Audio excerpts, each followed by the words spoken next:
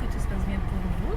Quant à moi, je vais très bien et heureuse de recevoir dans ma voiture mon ami Fidèle.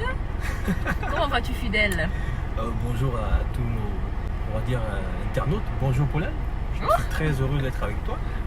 Dans un cadre aussi inédit, c'est très cool. Oui, dis-moi, Fidèle, depuis quand tu es à Besançon et qu'est-ce que tu fais à Besançon? Qu'est-ce qui t'a poussé à venir à Besançon? Ah, Besançon, c'est une histoire de cœur d'abord.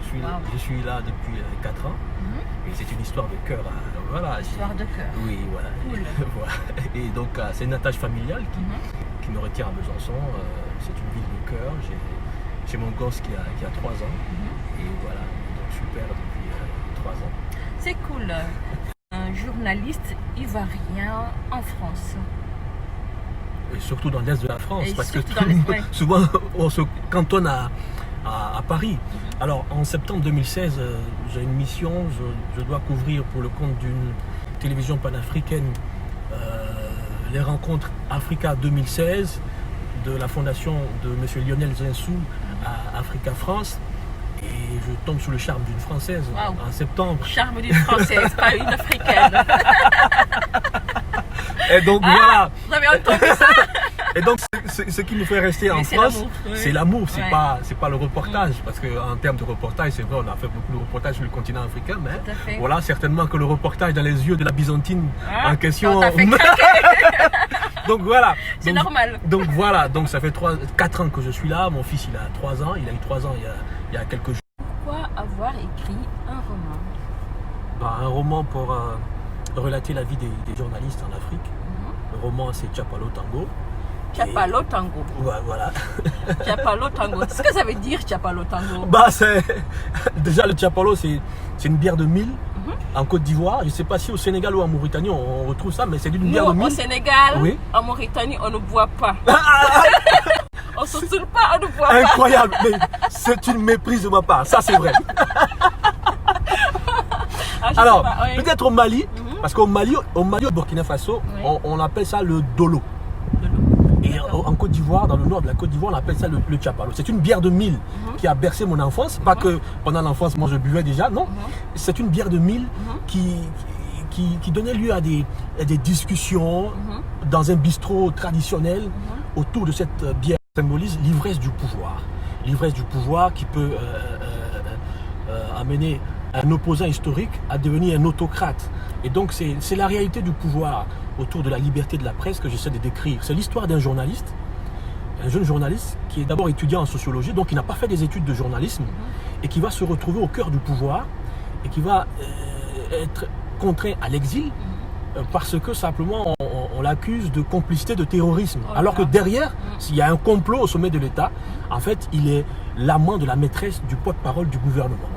Donc on est dans un état imaginaire, mais ça peut être le Sénégal, ça peut être la Mauritanie, ça peut être la Côte d'Ivoire, ça peut être le Burkina, ça peut être le Mali, parce que la liberté de la presse, pour avoir vécu cela, est une denrée rare en tout cas dans nos démocraties africaines. Donc j'ai voulu dénoncer cela dans Tchapalo Tango. Et c'est pour ça que tu es ici en France, quoi. Ah non, je suis pas. Quel conseil donnes-tu aux jeunes qui veulent embrasser ce métier de journalisme? Je ne sais pas si tu me vieillis déjà, parce que je viens d'avoir 40 ans il y a quelques mois. Joyeux anniversaire. Merci. Mais je veux dire, pour la petite expérience que j'ai, quand on veut être journaliste et qu'on n'a pas fait des études de journalisme, ce n'est pas bien grave. Vous savez, le journalisme, c'est d'abord une science. Donc il faut aller à l'école, mais même si on n'est pas allé à l'école, il faut apprendre les règles du journalisme. Après, dans la pratique, on apprend chaque fois avec l'expérience. Parce que c'est un art. Au-delà d'une science, c'est un art. Ça veut dire que ce n'est pas un bac plus 5 en journalisme qui fait de vous le plus bon journaliste. Mais c'est la pratique, effectivement. Et cette pratique-là, c'est de l'art. C'est un potentiel que vous avez. C'est un potentiel inné que vous devez développer. Je me rappelle en 2006, j'étais en première année de thèse en droit international. J'ai tout lâché pour venir faire du journalisme. Et 14 ans après, je me retrouve à reprendre ma thèse. On arrive à la dernière minute de notre émission Miroir de femmes. Je voulais, quel conseil donnez-vous aux femmes qui nous suivent aujourd'hui? Je ne sais pas si je serais un très bon conseiller pour ces femmes-là. Elles savent déjà ce qu'elles veulent dans la vie. Et ça, c'est déjà important de savoir se donner les moyens de ses rêves, de sa volonté de s'assumer, surtout l'autodétermination des femmes. Elles n'ont pas forcément besoin d'allocations familiales comme on le fait en Europe, mais elles se battent, ces femmes sénégalaises, ces femmes burkinabées, ces femmes ivoiriennes. Moi, ce que je veux ajouter simplement, c'est qu'elles gardent courage et qu'elles n'attendent rien d'un homme. Parce que l'autodétermination, c'est d'abord une mentalité qu'il faut se donner pour être vainqueur et être gagnante tout le temps. Voilà. Être vainqueur et être gagnante tout le temps.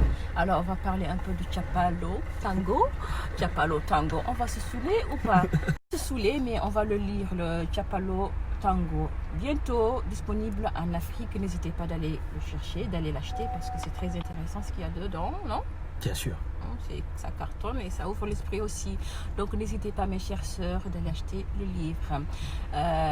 Merci d'avoir suivi notre émission Miroir de femmes, accompagnée de mon ami fidèle. Boulizia. Ami fidèle. Merci. Au revoir.